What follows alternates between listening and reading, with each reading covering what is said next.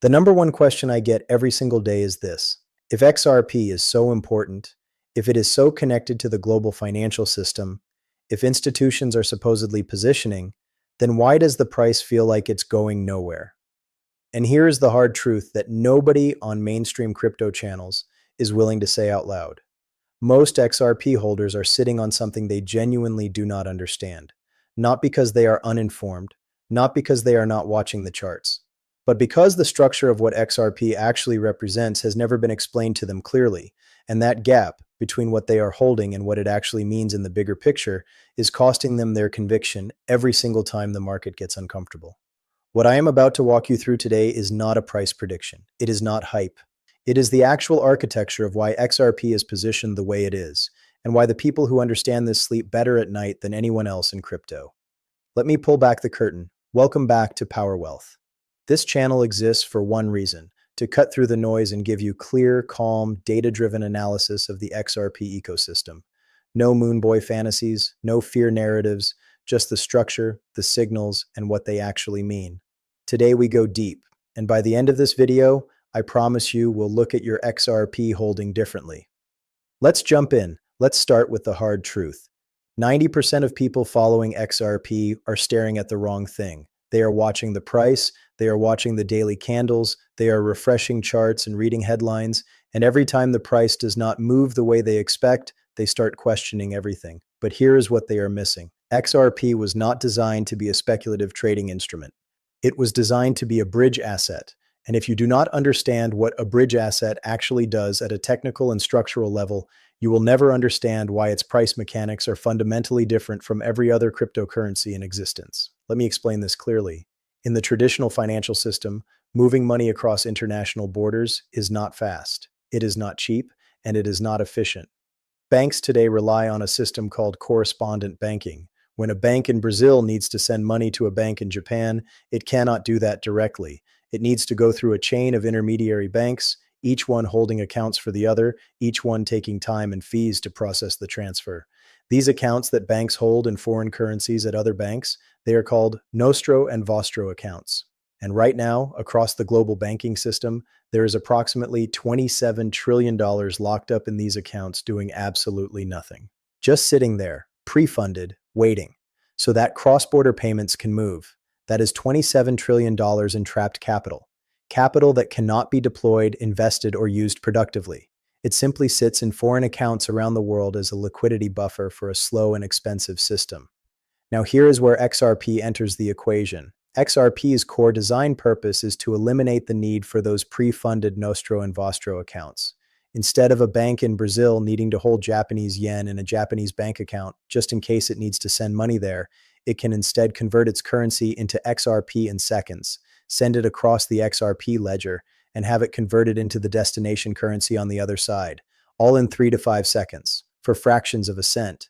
Think about what that means for that 27 trillion in trapped capital. Think about what happens when even a portion of that capital is freed up, no longer needing to sit idle in foreign bank accounts, because XRP now serves as the on-demand bridge liquidity. This is not a future concept. This is the design architecture that Ripple has been building toward for over a decade. The infrastructure exists, the ledger exists. On-demand liquidity, and what Ripple calls ODL, is already being used in live payment corridors across multiple continents. And yet, most retail investors have no idea this is what their XRP is actually connected to. They are focused on the daily price movement of an asset that was designed to solve one of the most expensive inefficiencies in global finance. An inefficiency so large that the number attached to it, $27 trillion, is hard for most people to even visualize. If you have a problem with this thesis, you do not have a problem with me. You have a problem with the structural reality of how money moves around the world. That is the foundation. Now let's look at the mathematics. Here is the math that the retail crowd almost always ignores. The global cross-border payment market processes approximately $150 trillion per year. Not billion, trillion. Every year, $150 trillion moves across borders between banks, businesses, governments, and individuals. And the majority of that movement is slow, expensive, and dependent on that broken Nostro-Vostro correspondent banking chain we just talked about. Now let's layer in the foreign exchange market. The Forex market trades approximately $7.5 trillion every single day. This is the largest financial market on Earth. More liquid than stocks, more liquid than bonds, larger than most people can conceptually process. Now, XRP does not need to capture all of that. It does not need to replace every dollar of cross-border flow to create dramatic implications for its price. It only needs to capture a fraction. Let's do the math. If XRP captures just 2% of the annual cross-border payment flow, just 2% of $150 trillion, you are talking about $3 trillion flowing through the XRP ledger per year. That is $8 billion moving through the network every single day. Now here is where the supply mechanics become critical. XRP has a fixed total supply of 100 billion tokens. It cannot be inflated. There is no Federal Reserve equivalent printing more XRP. The supply is mathematically fixed. Of that 100 billion, approximately 55 to 57 billion tokens are currently in circulation. The rest sits in Ripple's escrow, with 1 billion released per month, and the vast majority of that is returned to escrow, not dumped on the market. Now let's apply the liquidity efficiency concept. When XRP is used as a bridge currency in a payment corridor, the asset needs to hold enough value to service the transaction. Higher price equals more value per token, which means fewer tokens are needed to move the same amount of money. Fewer tokens needed in active circulation means less strain on the circulating supply. Less strain on supply against rising demand means price appreciation is not just possible. In a mathematical sense, it becomes a structural requirement for the system to function at scale. Let me say that again, because this is the part that most people skip over entirely. For XRP to serve as a bridge asset for even a modest fraction of global payment flow, the value per token must be sufficient to handle the volume. The math does not work at low prices with the current supply structure. The system requires a higher unit price to operate efficiently at scale. This is not a prediction, it is a design requirement. And here is one more number to sit with. The global derivatives market, the shadow financial system sitting behind all the visible markets, is estimated at $1.2 quadrillion, not trillion, quadrillion. Even if XRP touches only a sliver of the settlement and clearing activity in that space, the demand implications are staggering. On-chain data from sources like CryptoQuant and Glassnode consistently show that XRP exchange reserves have been trending down. That means tokens are moving off exchanges. They are not going to be sold. They are going into wallets, into institutional custody, into positions that are not being built for a 10% trade. They are being built for something much larger. The math does not lie. The structure does not lie. Let's now look at who else is reading these numbers. Ask yourself a brutal question. Does a company like BlackRock, a firm managing over $10 trillion in assets, move into a space without absolute legal and structural certainty? Does Franklin Templeton, one of the oldest and most conservative asset managers in the world, start filing for crypto-related products on a whim? The answer is no. These are not organizations driven by excitement or social media trends. They operate on legal certainty, regulatory clarity, and long-term structural positioning. When they move, it is not because of a tweet. It is because their legal teams, compliance departments, and macro analysts have signed off. And they are moving. Ripple itself has been making strategic acquisitions that tell a very clear story. The acquisition of Hidden Road, one of the largest prime brokerage and clearing firms in the world, processing over $3 trillion annually, is not a PR move. That is infrastructure. That is Ripple embedding itself into the plumbing of institutional finance. When you own a clearing firm that institutional traders depend on, you are not on the outside of the financial system anymore. You are inside it. Ripple's investments in institutional-grade financial tools carry the same signal. They are not building for retail. They are building for the banks, the asset managers, the sovereign wealth funds, and the payment networks that move the real money. David Schwartz, Ripple's chief technology officer, has consistently framed XRP's role not as a speculative asset, but as utility infrastructure. Brad Garlinghouse has made it clear in multiple interviews that the legal clarity that was fought for through the SEC lawsuit, a battle that cost years and millions of dollars, was not fought just to survive. It was fought to build. And what does regulatory clarity unlock? It unlocks institutional participation. It removes the legal risk premium that was suppressing institutional interest. When compliance officers at large financial firms can say the word XRP without their legal department raising a red flag, the gates open. Japan's Financial Services Agency, one of the most rigorous financial regulators in the world, has been one of the early movers in establishing a framework for digital asset integration into payment systems. The Bank of Japan has been engaged in digital asset interoperability discussions that align structurally with what the XRP ledger is designed to do. The IMF has explicitly discussed the role of digital bridge assets in solving cross-border payment inefficiencies in its working papers. The structural description they use could have been written by Ripple's product team. While the retail crowd focuses on price and volatility, the silent actors, the custodians, the compliance teams, the sovereign entities, are quietly building positions and infrastructure around this asset. They do not announce their moves on social media. They file paperwork. They sign agreements. They move tokens into cold storage that never comes back to market. That is not a bearish signal. That is the exact opposite. This is not retail FOMO.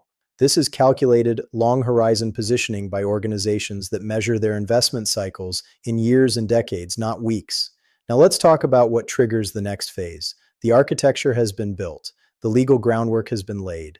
The institutional participants are positioning. So what is the catalyst that moves us from quiet preparation to visible market action?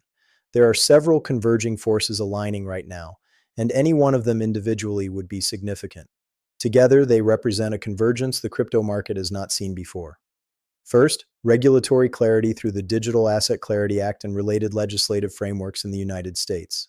When lawmakers clearly define what a digital asset is, which assets qualify as commodities versus securities, and what the compliance pathway looks like for institutions, the gates open. The legal departments at major financial institutions stop saying we cannot and start saying here is how. Second, the expansion of on-demand liquidity corridors. Ripple has been quietly growing its ODL network across payment corridors in Asia, Latin America, and the Middle East. Each new corridor that goes live is a proof point. Each proof point attracts the next institutional partner. This is a compounding adoption curve, and it is accelerating. Third, macroeconomic conditions. As central banks globally continue navigating inflation, interest rate decisions, and liquidity management, the pressure on traditional cross-border settlement systems intensifies. The inefficiency of the old system becomes more visible and more expensive. That creates urgency for institutions to find faster, cheaper infrastructure, and that is the exact problem XRP was designed to solve. Fourth, spot ETF expansion. The approval of crypto spot ETFs by major regulators does not just benefit Bitcoin. It establishes a regulatory and product precedent that makes the next approval easier. Each approval removes a layer of institutional friction and opens a new channel for capital flow into digital assets broadly. When these catalysts converge, and the data suggests we are entering that window now, the market does not move gradually. It reprices. The risk premium built into XRP's current price reflects regulatory uncertainty.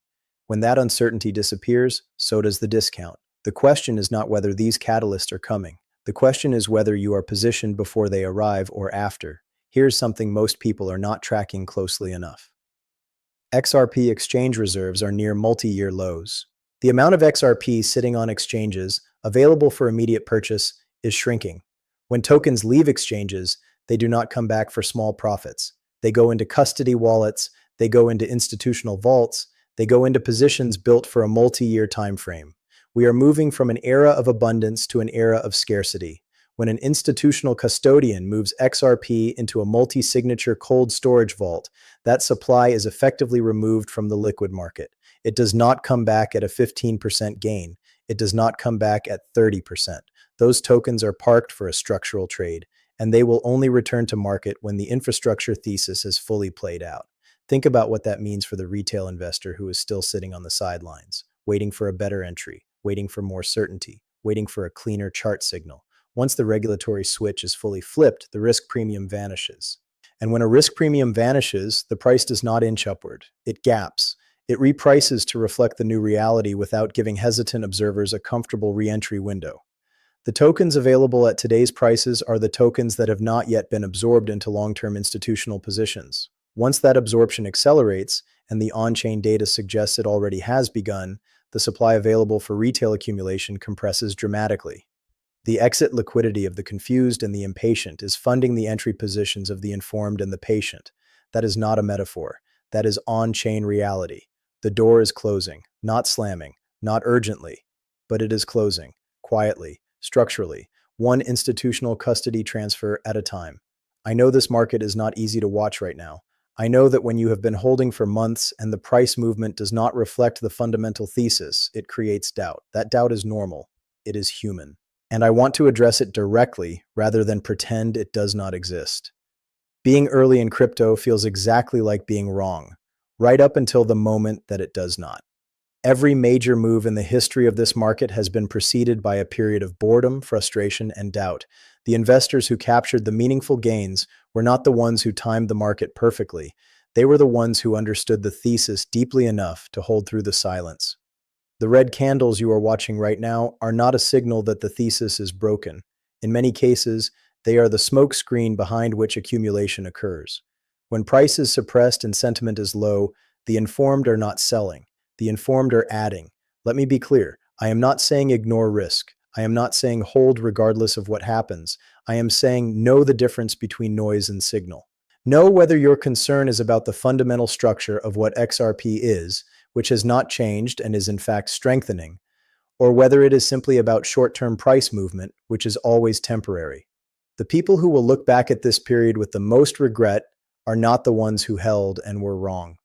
They are the ones who held through most of the quiet phase and then sold into the moment just before the market repriced. When I look at the combination of shrinking exchange reserves, institutional infrastructure building, regulatory momentum, and the mathematical design requirements of a bridge asset operating at global scale, I see one clear picture. The signal is clear, but only for those who are actually looking. Let me bring this full circle. 3,000 XRP, 300 XRP, 30,000 XRP. The number matters less than the understanding behind the position, because understanding is what creates the conviction to hold when the crowd is panicking. And conviction is what separates the holders who benefit from a macro repricing event from the ones who became exit liquidity for the next wave of buyers. What we covered today is not a prediction, it is architecture. The $27 trillion Nostro Vostro problem. The $150 trillion cross-border market. The mathematical design requirement for bridge asset utility at scale. The institutional positioning happening quietly, structurally, and decisively. The catalysts converging. The supply window closing. Price is a distraction. Value is the reality. And the value of understanding the system you are positioned in is worth more than any short-term chart movement. This video is for educational and informational purposes only. It is not financial advice. Cryptocurrency markets are highly volatile and unpredictable. Always do your own research and consult a qualified financial advisor before making any investment decisions. If you made it to the end of this video, comment bridge below. I want to see who actually understands the structure. Like this video if it gave you clarity, subscribe to Power Wealth, and as always, we do not wait for the future. We plan for it.